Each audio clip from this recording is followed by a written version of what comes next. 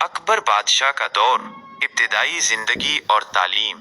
अकबर का असल नाम जलालुद्दीन मोहम्मद अकबर था।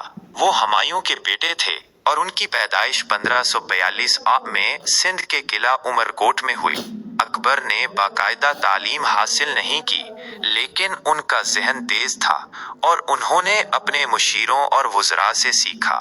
हुकूमत का आगाज, अकबर ने 13 साल की उम्र में हुकूमत संभाली जब उनके वालिद हुमायूं का इंतकाल हो गया।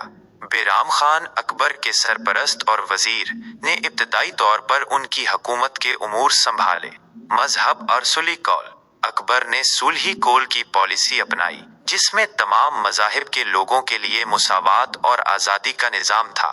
उन्होंने दीन अज़ही का तसव्वुर पेश किया, जो एक आलमगीर मजहब बनाने की कोशिश थी।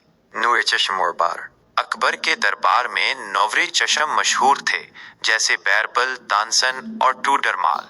बैरबल की बातें और उनका तंज मिजाह आज भी कहानियों में मशहूर है। हुकूमत की फतूहात, अकबर ने हिंदुस्तान के बेशतर हिस्सों को फतह किया और मुगल सल्तनत को मजबूत और वसी बनाया। राजस्थान के राजपूतों के साथ भी सुलह और इज्जतदार